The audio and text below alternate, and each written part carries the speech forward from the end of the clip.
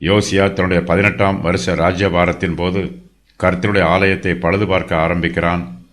யோசியா தேசத்தையும் ஆலயத்தையும் சுத்திகரித்த பின்பு அவன் தன் ராஜ்யபாரத்தின் 18ஆம் வருஷத்திலே அத்சலியாவின் குமாரனாகிய சாப்பானையும் நகர தலைவனாகிய மாசையாவையும் யோவாக்காசின் குமாரனாகிய யோவாக் என்னும் மந்திரியையும் தன் தேவனாகிய கர்த்தரின் ஆலயத்தை பழுது பார்க்கும்படிக்கு அனுப்பினான். யோசியா கர்த்தருடைய பழுது பார்ப்பதற்கு முன்பாகவே அவன் கர்த்தரை தேட ஆரம்பித்து விடுகிறான். யோசியா தன் ராஜ்யபாரத்தின் 8ஆம் வருஷத்தில் தான் இன்னும் இளவயதாய் இருக்கையில் தன் தகப்பனாகிய தாவீதின் தேவனை தேட ஆரம்பித்து 12ஆம் வருஷத்தில் மேடைகள், தோப்புகள், சுரூபங்கள், விக்கிரகங்கள் ஆகிய இவைகள் அற்றுப்போகும்படி யூதாவையும் எருசலேமையும் சுத்திகரிக்கத் தொடங்கினான். யோசியாவின் மனதில் கர்த்தருடைய ஆலயத்தை பழுது பார்க்க வேண்டும் என்னும் ஆர்வம் இருந்தது. ஆனாலும் ஆரம்பத்தில் அந்த வேலையை செய்வதற்கு அவனுக்கு அநேக தடைகள் உண்டாயிற்று. ஆகையினால் கர்த்தருடைய ஆலயத்தை சுத்திகரிப்பது, யூதா தேசத்தையும் சமாரியாவையும் சுத்திகரிப்பது ஆகிய திருப்பணிகள் எல்லாம் தாமதமாக நடைபெறுகிறது. யோசியாவின் ராஜ்யபாரத்தின் போது சாப்பான் என்பவன் சம்பிரதியாகவும் கில்கியா என்பவன் ஆசாரியனாகவும் இருக்கிறார்கள்.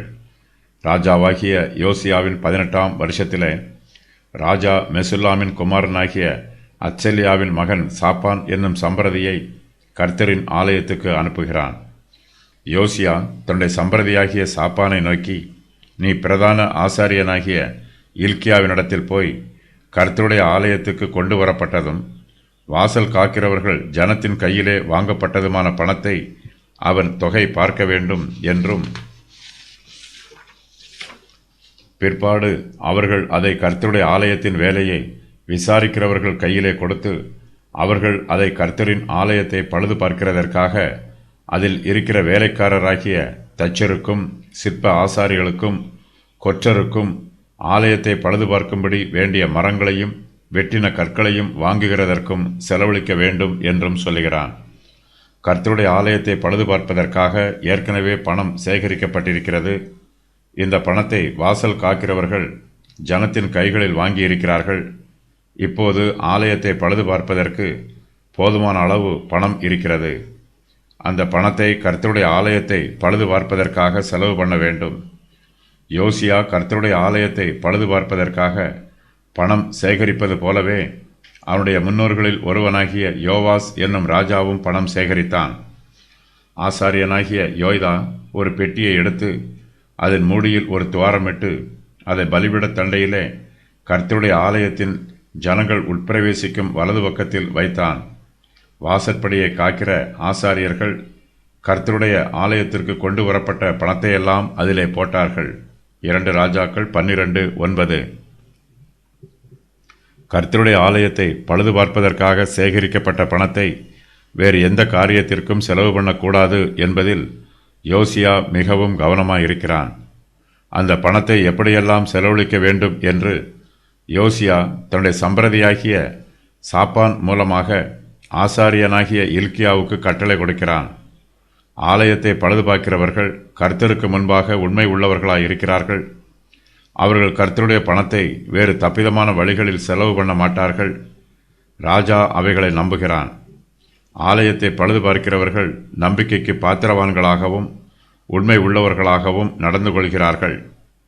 யோவாஸ் ராஜாவின் ஆட்சி காலத்திலும் ஆலயத்தை பழுது பார்க்கிறவர்கள் உண்மை உள்ளவர்களாக இருந்தார்கள். ஒரு வேலையை செய்து முடிப்பதற்கு உண்மையுள்ள வேலைக்காரர்கள் வேண்டும். இதுவும் கர்த்தருடைய கிருபை. யோசியா ராஜாவின் காலத்தில் கர்த்தருடைய ஆலயத்தை பழுது பார்க்க அவனுக்கு உண்மையுள்ள வேலைக்காரர்கள் கிடைத்திருக்கிறார்கள். யோசியா தன்னுடைய சம்பிரதியிடம் கர்த்தருடைய ஆலய வேலையை செய்கிறவர்களிடத்தில் கணக்கு கேட்க வேண்டியதில்லை என்று சொல்லுகிறான்.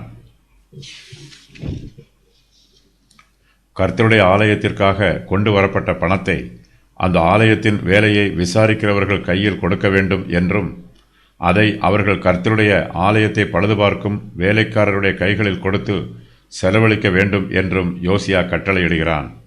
மேலும் யோசியா தன்னுடைய சம்பிரதியாகிய சாப்பானை பார்த்து, ஆகிலும் அந்த பணத்தை தங்கள் கையில் ஒப்புவித்துக் கொள்ளுகிறவர்களோ காரியத்தை உண்மையாய் நடப்பிக்கிறபடியினால் அவர்களிடத்தில் அதன் கணக்கை கேட்க வேண்டியதில்லை என்று ஆசாரியனாகிய இல்க்கியாவிடம் சொல்லுமாறு கட்டளை கொடுக்கிறான். கர்த்தருடைய ஆலயத்தை பழுது பார்ப்பது மிகப்பெரிய வேலை. இந்த வேலையை நேர்த்தியாய் செய்து முடிப்பதற்கு அநேகருடைய பிரயாசங்கள் தேவைப்படுகிறது. வேலையில் அமர்த்தப்பட்டவர்கள் ஒவ்வொருவரும் தங்களுடைய வேலைகளை பொறுப்பாய் செய்கிறார்கள். கட்டிட வேலைகளை செய்கிறவர்கள் கீத வாத்தியங்களை அறிந்தவர்களாயும் இருக்கிறார்கள். கீத வாத்தியங்களை வாசிக்கிறவர்கள் ஆலய கட்டிடத்தை பழுது பார்க்கவும் செய்கிறார்கள். கர்த்தர் தம்முடைய பிள்ளைகளுக்கு பல்வேறு விதமான தாளந்துகளை கொடுக்கிறார். கர்த்தர் நமக்கு கொடுக்கும் தாளந்துகளை நல்ல முறையில் பயன்படுத்தி அவருடைய நாமத்தை மகிமைப்படுத்த வேண்டும். கர்த்தர் நமக்கு கொடுக்கும் எல்லா ஊழியங்களையும் நேர்த்தியாக நிறைவேற்ற வேண்டும். கர்த்தருடைய ஊழியக்காரர்கள் எல்லோருமே ஒரே திராட்சை தோட்டத்தில் பணிபுரிகிற வேலையாட்கள். ஒவ்வொரு ஊழியக்காரரும் மற்ற ஊழியக்காரருக்கு தேவைப்படுகிறார்கள். கர்த்தருடைய ஊழியத்தை நிறைவேற்ற நாம் எல்லோருடைய ஊழியங்களும் தேவைப்படுகிறது. கர்த்தருடைய ஊழியத்தை செய்யும்போது நாம் நம்முடைய கௌரவத்தை பார்க்கக்கூடாது. கர்த்தருடைய ஊழியத்தை செய்வது நமக்கு கிடைத்திருக்கிற பாக்கியம். கர்த்தருடைய ஊழியத்தில் ஒரு சில வேலைகள் கனமுள்ளது என்றும் வேறு சில வேலைகள் கனவீனமானது என்றும் வித்தியாசம் பார்க்கக்கூடாது. கர்த்தருடைய ஊழியங்கள் எல்லாமே கனமுள்ளதுதான். கர்த்தர் நமக்கு எந்த வரத்தை கொடுத்திருந்தாலும் எப்படிப்பட்ட தாளந்தை கொடுத்திருந்தாலும் அதை கர்த்தருடைய நாம மகிமைக்காக பயன்படுத்த வேண்டும்.